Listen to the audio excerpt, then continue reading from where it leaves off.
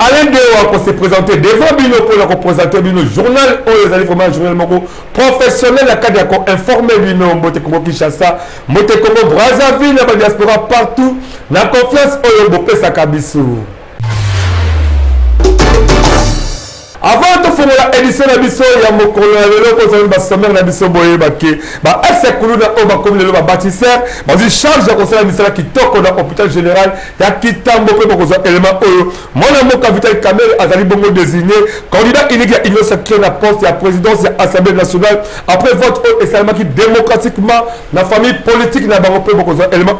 Lévi Mbouta a eu officiellement commandé l'Assemblée professionnelle de Kinshasa, selon l'élection avec un partenaire idéologie. Moteli sisi pour les éduquer vous allez ébélé moteur négatif fongoli édition la biso ya mokolo na lelo boy baké chose promise chose faite ndenge ba assez kuluna ba kon ba bâtisseur bondi melanga ike bazi charge à kosala misala kitoko à la carte république démocratique du Congo kutu lelo mokola mercredi 24 avril la liboso chef de l'état Félix Antoine Tshisekedi Tshilombo bondi melanga ike basali lancement officiel ya misala hôpital général ya Kitambo bolanda élément opo et surtout el kitoko avec un partenaire idéologique.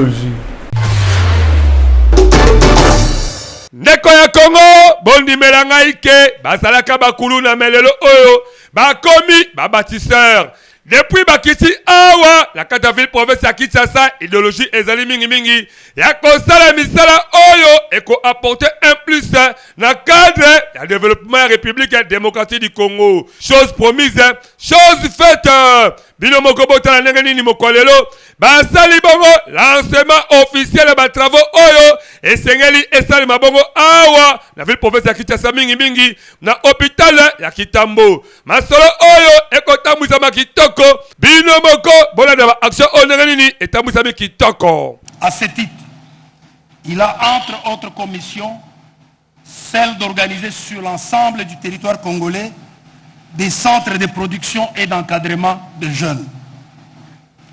Une année seulement après sa création en 1997, le service national a commencé à connaître une période sombre à cause de la guerre d'agression de 1998. Plus tard, le service national a connu une léthargie totale pendant plus ou moins 2 décennies. Le service national n'existait que de nom. Il était mort.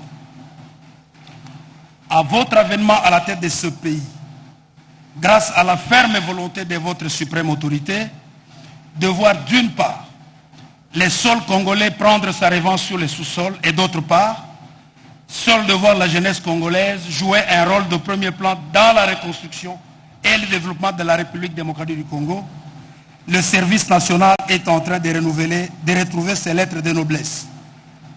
Il est devenu l'outil idéal, pour ne pas dire providentiel, de votre combat pour l'autosuffisance alimentaire et l'encadrement de notre jeunesse désœuvrée.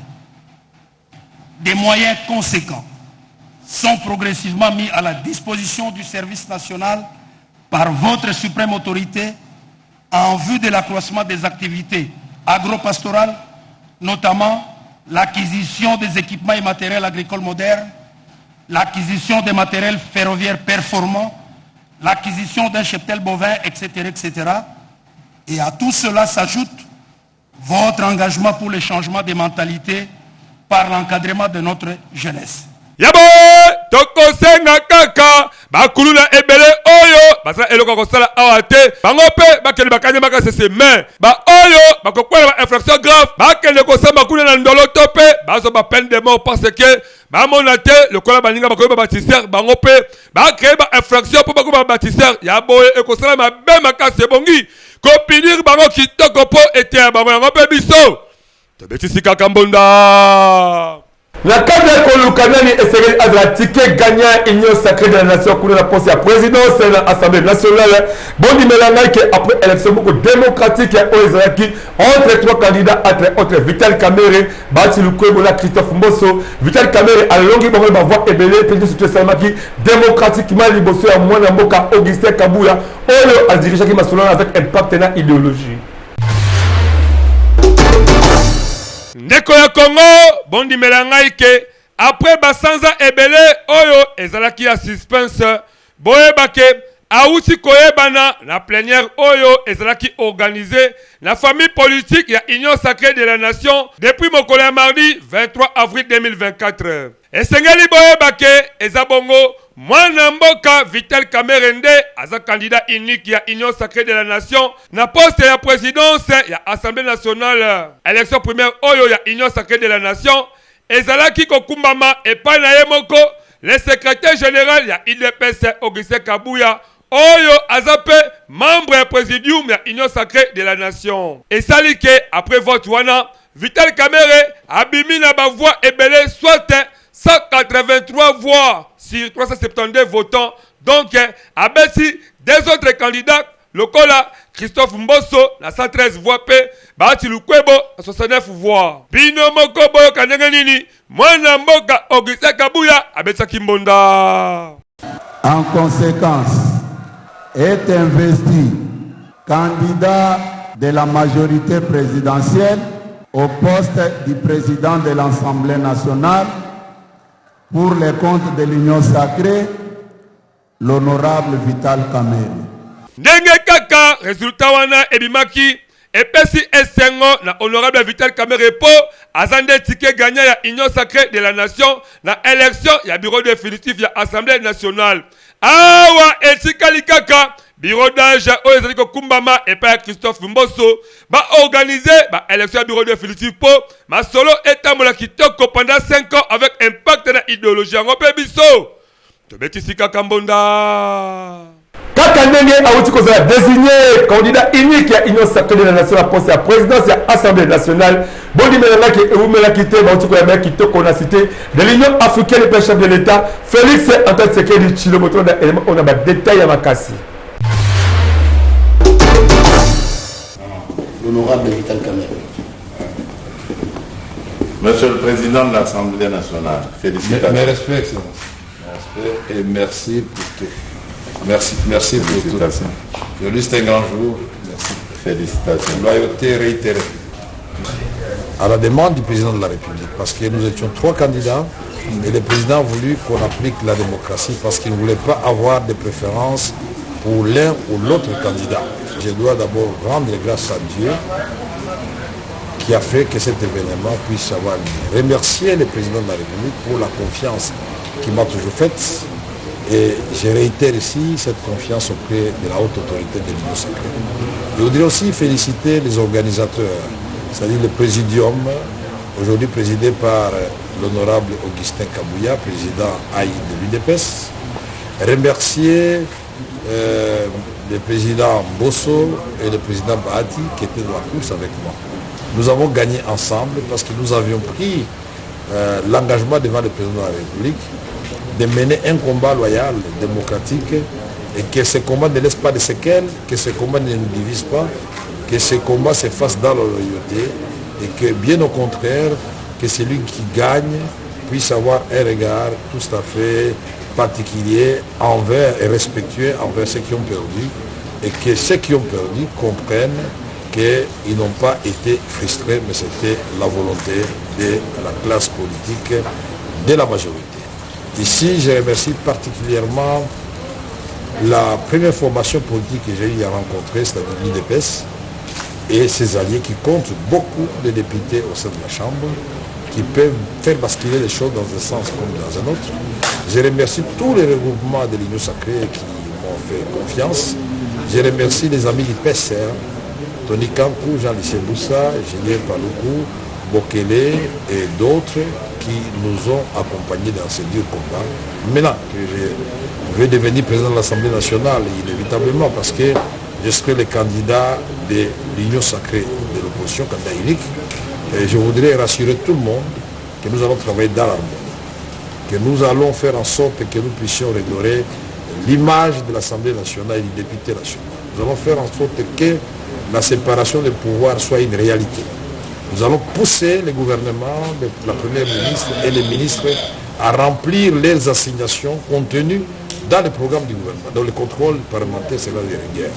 Nous allons faire en sorte que les cris de détresse de notre population profonde soient relayés dans les débats à l'Assemblée nationale. Et surtout, cette agression rwando-ougandaise contre notre pays et particulièrement dans le Nord Kivu et dans l'Ituri, il faudra que là, cela se sache. Nous allons faire en sorte que les réformes soient élaborées et adoptées à temps pour que les actions du gouvernement trouvent un matelas sur lesquels elles vont prospérer et porter des fruits en termes d'héritage que le président voudrait laisser à notre pays. tozonga lisusu kuna na Assemblée nationale na kada toujours akoluka ko désigner nani esengeli azala candidat unique ya Union sacrée de la nation bondimela ngai avant activité de salema bande ko ba député bazaki wala ba réagir ki liboso ya caméra ya Wilfried Samba. Mone Congo bondimela ngai Union sacrée de la nation basangala ki mokolo mardi 23 avril 2024 na palais du peuple po na kobimisa candidat na bango oyo esengeli azala président la chambre basse ya parlement tellement que bazalaki 3 personnes mokoka oyo bazalaki kowelela nani il faut abima tike gagnant ya Union sacrée donc Vital Kamerhe Bahati Lukwebo na le PP Christophe Mboso esengelaki ba député na bango démocratiquement ba kende na primaire donc ba leka na élection po ba voter moko na kati ya 3 membres wana ya présidium ya Union sacrée ba député pe bazalaki ebele boyoka ba réaction na bango avant ba élection na esalema. Choisira parmi les 3 candidats, c'est déjà pas mal parce que on a procédé par élimination. Il faut passer par toutes les expériences. Moi, je sais qui je choisirai, mais je ne vous le dirai pas. Je le dirai à l'urne. L'Union sacrée, c'est la démocratie, le temple de la démocratie par excellence. Voilà, c'est pour cela que nous sommes là. Bondi Melangaïke, ezalaki pe question pour les 3 candidats. Baluka ko convaincre ba député Union sacrée de la nation. Boyo Kandenge, mwana mboka Vital Kamerhe, alakisaki détermination na ye. Mais toujours très déterminé. Que quand vous venez, d'abord ayez foi en vous-même, foi en Dieu, et puis ayez un esprit sportif, c'est tout. Pour la modeste Bahati Lukwebo, ancien président sénateur, Asa Kolobelande, ezali kambo ya confiance. Avec la conviction que les députés de la majorité vont me faire confiance. Président bureau d'âge, mwana mboka Christophe Mboso, yebe abundaki po a convaincre ba électeur na ye. Oyo boza komona boyeba ke ezambala liboso makambu ya boye esalema awa la République démocratique du Congo eza kolakisa ndenge démocratie eza kozwa jeu na ba masolo ya mboka. Awa toza kozela kaka ba élection esalema po bureau définitif ekumba makitoko de manière que République démocratique du Congo pe eza jeu malonga yango pe biso. Tebetisika Kambunda. Bango bazali vraiment premier top champion le masolo état social ya bondi belanga qui ezali bongo Fondation Jonathan Sango avec 500 fois congolais pamba comme contribution journalière nayo et ko permettre yona libotalo na fin de l'année bo sepela kitoko pe au cours de l'année ko kozaba action ndenge ndenge ko zakoba assistance ko permettre que bo sepela mingi elongo na libota na bino bo za eleba o signer encore Wilfried Samba.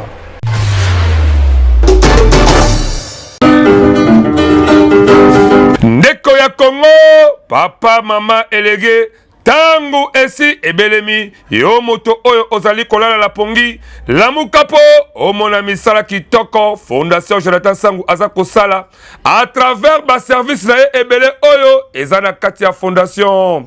Yeba kena Fondation Jonathan Sango, à travers FJS devise, nan 500 fois ya pamba par jour, et kosala ke, na suka mvula, yona libota na mobimba bolia bomela pebo fete kitoko talaba oyo ba pesaka confiance na Fondation Jonathan Sango ba fete kitoko vula oyo euti kosila asina sepe ndenge to biloko mbongo biso to pesaki na biloko to zi eza ndenge moko te po biloko tozwi eleki na mbongo oyo biso osali nini topesaki. Biso na lancé bango bamoni eda bamona ngo za lokuta nasengi mpe ebele baya vraiment tosangana po balobi union fait la force. Ebongo na cadre ya baformation wana kutu lala na yo pongi ya babebe po baformation eza ebele lokola make-up na misala ya ndenge na ndenge na oyo etali kozwa mosolo pona yo moto ya mombongo ndimela ngai ke soki kaka okoti kuna nyonso ekozala pete pona yo. Bamama, bapapa, bandeko basi pe mibali boya kokota na Fondation Jonathan Sango ko vivre na lisanga ezalaka malamu. Pona kozwa bango ndimela ngai ndeko ya Congo benga bango kaka na ba numéro oyo pe bakoyamba yo avec impact pe na idéologie na Fondation Jonathan Sango. Pona nyonso ya social yebake oza mobimba. Fondation Jonathan Sango yonde mosungi ya peuple congolais. Fondation Jonathan Sango congolais andimi yo avec impact na idéologie yebake misala na yo emonani.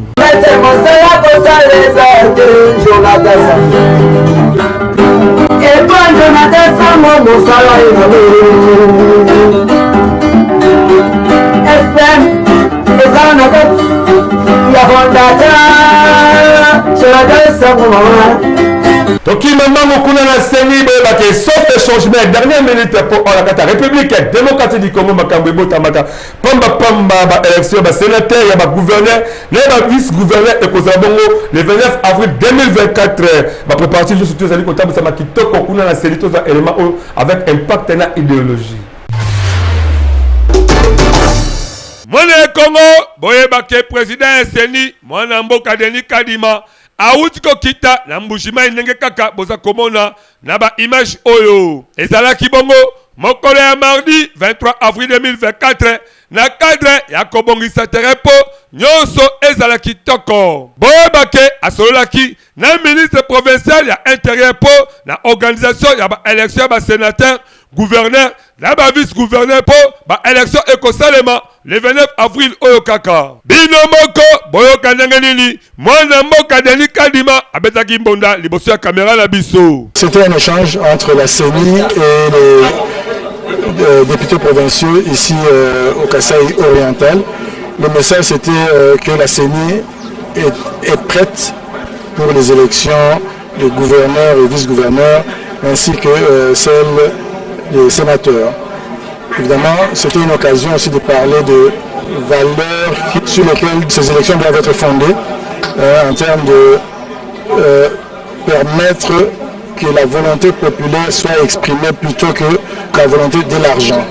Ça, c'est un message quand même qu'il fallait faire passer. Nous avons aussi encouragé le président du bureau de nous faire parvenir la liste des électeurs dans les délais légaux pour que les élections se tiennent sans problème.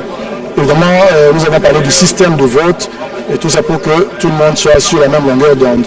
Je pense que c'était un échange très fructueux et le message est clair. Le 29, donc lundi le 29 avril, nous avons ces élections-là.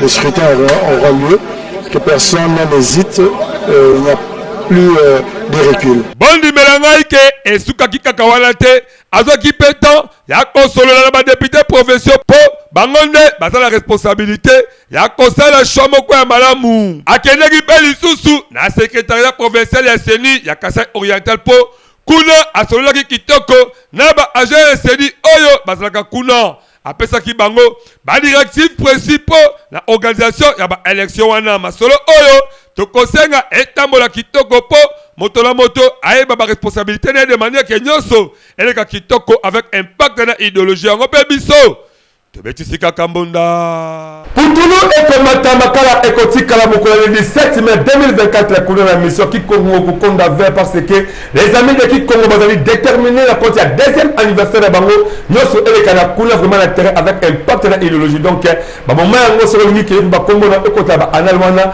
luka bango kota ponyo surtout ko sala ba pe ko sala couplé la ba événement kitoko ya ndenge na ndenge to sa élément au signé Benjamin Kilunga. Comme ça, il faut avant plus que le 17, c'est très sérieux.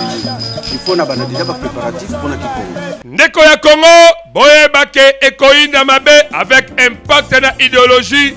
mokolo ya le 17 mai 2024 na mission Kikongo kukonda 20 oyo eza na territoire ya Bagata la province ya Kwilu. Bondimela ngai ke basangani pe babimisi structure moko kitoko na kombo ya les amis de Kikongo. Na yango il faut boyeba ke deuxième anniversaire oyo bakani ko fete yango na mabele wana avec impact na idéologie. Bino moko oyo kambonda oyo ndenge nini ebetami kitoko. Réunion alelo ezaki mpona kozwa ba décision mpona descente na biso puisque eza presque dernière réunion mpona descente na biso ya Kikongo. Yango toaki kosisa bamakambo nyonso tokoki kobongisa mpona descente na biso. Kikongo ezali neti base pépinière mpona biso bato nyonso tu na kati ya Congo meme na monde entier. Bana nyonso ya Kikongo oyo nyonso ya atanga na Kikongo asala na Kikongo to pe oyo ayebi Kikongo tozo rassurer bino que les 17 makambo nyonso eza ya malamu. Ah oui, yo moto oyo oyebi ke otanga kuna obotama tope oleka kuna ngonga yango ekoki oluka kosangana na bandeko po kombo na yo pe ekota na cadre ya développement ya mission Kikongo kukonda 20. Boyebake ba préparatif ya masolo ya le 17 mai eza koleka kitoko mingi soki olingi ozwa bango benga bango kaka na ba numéro oyo ozali komona pe okozwa bango mobimba. Masolo oyo eza kokende kitoko makasi yango biso tobetisi kaka mbonda. Aka viva viva, aka viva viva viva viva, toujours en avant. En tout cas, la souhaite bon voyage. Merci. Zamba kwenda bote pesa bonus tu bote mona tawata bote. Toyebisa kimini yango na basommer boye bakela assemblée provinciale de Kinshasa remise reprise salemaki depuis mokolo ya mardi 23 avril 2024 boye bakela président Siko Komi Yebongo mwana mboka Levi Mbuta oyo azui officiellement commande ya kokumbela masolo kitoko avec impact na idéologie malgré absence ya Amos Mbokoso o aza mécontent na élection ndenge nini esalemaki. Ndeko ya Congo boye bake masolo ya bureau définitif na assemblée provinciale de Kinshasa ainsi ebetami avec impact na idéologie malgré absence ya président ya bureau d'âge mwana mboka Amos Mbokoso oyo azalaki pe aza toujours contre élection wana oyo esalemaki kitoko pe ezalaki nde souci ya majorité ya badéputé ya Kinshasa. Tellement que masolo etamboli kitoko botala ndenge remise et reprise esalemaki pe na maloba ya liboso ya président assemblée provinciale de Kinshasa oyo aza déjà installé na bureau na ye. Nous en sommes très reconnaissants. Vous avez fait un bon travail et avec tous les membres du bureau élus, nous vous remercions beaucoup. Et aujourd'hui, c'était la cérémonie de la remise et reprise. Nous avons procédé à cette cérémonie à deux niveaux. Premièrement, c'était avec l'ancien bureau de l'administration du président Godempoy. Et à ce niveau-là, nous avons reçu tout ce que le bureau avait laissé sur la gestion financière, la gestion administrative, ainsi que la gestion du patrimoine. Et pour le bureau d'âge qui vient de sortir, comme le bureau n'a géré que les finances, il n'y a pas eu d'autres actes, nous avons procédé à la cérémonie de la remise et reprise beaucoup plus avec la gestion financière. Donc à partir de demain déjà, mon bureau va commencer son travail et nous avons invité les honorables députés à une plénière qui se tiendra lieu ce jeudi. Mwana mboka Levi Mbuta yebake ape ozibo konzi toza koboya okuma masolo ya Kinshasa na loyenge malgré oza pasteur po Godempoy ipe étant pasteur azalaki pe président na esika wana mais masolo ebetamaki na désordre na distraction ya kopotana na ye na gouverneur sortant mwana mboka Jachelingo Bilambaka po Godempoy ipe pasteur azalaki président na esika wana mais ba désordre na distraction ya komona ndenge bazali kopotana ye na gouverneur sortant Jachelingo Bilambaka pe ba retomber nango ezali ke Kinshasa bosoto oyo bakino bakosenga na yo esakaka kosala différence po ba valeur na yo na bomoto na yo emona na kitoko yango biso tobeti sika kambonda. La nouvelle société civile congolaise bauti ko sala point de presse na siège na bango balobeli mingi ndenge égoïsme eza koleka na mboka na biso et pas ya l'état congolais et surtout que 4 mois depuis mon mboka Félix Antoine Tshisekedi Tshilombo aza déjà la kata bokonzi gouvernement jusque là ezali komume tout élément au signé Wilfried Samba. Mois après l'investiture du chef de l'État à la magistrature suprême, la RDC, mon pays, peine à mettre en place le gouvernement. Cela malgré la nomination de l'informateur et de la première ministre. De consultation en consultation, tirant en longueur, comme si ces autorités ne sont pas conscientes de l'extrême urgence de la sécurisation du pays et son occupation par des armées étrangères du Rwanda et de l'Ouganda, avec complicité et bénédiction de la communauté internationale. Cette guerre injuste a occasionné plusieurs milliers de morts, de massacres de populations civiles, des villages et écoles entiers brûlés dans la partie orientale de la RDC en toute impunité. Que dire du sort de plus de 7 millions de déplacés internes exposés à toutes sortes d'intempéries, Bunagana toujours sous occupation des armées ougandaises et rwandaises, le massacre de Kushiche, presque oublié. Que dire de la situation de la sécurité de nos compatriotes à Kiwanja. Pendant ce temps, à Kinshasa, cette préoccupation majeure et vitale de la nation est reléguée aux second plans et devenue le cadet de soucis de la majorité au pouvoir. L'ère est plutôt à la guerre de positionnement dans les institutions de la République. Près de 60%, 70% dis-je, les députés nationaux ont pour suppléant les membres de leur famille. La nouvelle société civile congolaise craint que cette propension se répète dans la nomination des membres du gouvernement, dans la diplomatie, comme dans les entreprises publiques.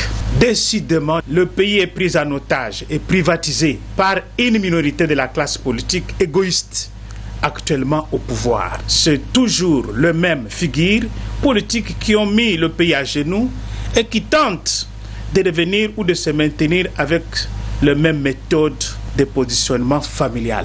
Le renouvellement de la classe politique, encore du chemin à faire en République démocratique du Congo, une promesse sans lendemain. Pendant ce temps, le Rwanda et l'Ouganda sont à la manœuvre de la balkanisation et pillage des richesses du pays. À l'intérieur du pays, l'air est à la privatisation qui semble prendre corps. Le peuple congolais n'est pas dupe et il vous observe. Baoyo bakendaka mingi na territoire ya Kasengolunda la province ya Kwango bayebike na mboka mawanga tinele o population balelaka wenze. Or banotable mingi ya kotokole bozibe ala kati ya Kinshasa pe na kati ya République ya Démocratie du Congo botoni ba misolo botokola bango wenze ekosala bango plaisir ya makasi. Mwana Congo botala bisika oto zali ba mandala na ebele boye mingi bokoluka boye basoki tozali wapi boye baketo zali na secteur ya Mawanga na territoire ya Kasongolunda kuna na province ya Kwango botala bandeko oyo ba mama ebele ndenge batali biloko na bango se batekaka kaka babele boye po awa wenze ezalaka te ekoma kosala pasi kocha biloko na mabele nyonso oyo eza kosala ke bosoto bokono ekota kati na nzoto ya bato yango liboso ya kamera ya mbonda ekolo tango etambolaki tourne mulayi kuna province ya Kwango mingi na territoire Kasongolunda awa na secteur Mawanga bino moko boyoka ndenge nini babetisi mbonda na pasi tozoluka ka lisumu basalela biso wenze mai tozana mai te nzela pasi donc makambo nyonso pasi nani mutu akosunga biso vraiment tozoluka nde mutu akosunga biso toli papa tala nde tozoteka wenze nyonso ozomona kaka yango ka ozomona wenze kitoko te tozana mai te banzela pe kobeba toto tozati na posa lisuni mawanga eza kobeba mutu akosunga biso azate toana posa batongela biso wenze tala wenze tozoteka biso ba mama tozana bana bazotanga toza kaka na posa yeloko mususu te batongela biso kaka wenze tozana posa kaka ya wenze tozoteka na sia mandalala awa tokosenga na ba autorité mingi ba natif ya Kwango pe ya territoire ya kwa Songolunda pe bande kwa secteur Mawanga boza ebele ala Kinshasa boza kozwa misolo ya ndenge na ndenge botala ka be rétroviseur boye bande ko obotika bakoma kolela lela la passe na bakombo la bino et surtout que bataka ba elika bipala bino boza la te ba moma ba campagne ka boko sunga bango mengonga pe ngoyo boza la bango boza kitoko e kosala bango be kitoko bako sibela mingi kolela po susila bango kaka eza wenze yango biso tobeti simbonda page rose abotamaki mokola lelo mwasi ya pembe lelo moso komona wana mama Clarisse Maye mabondi bela ngai ke ndundu moko spécial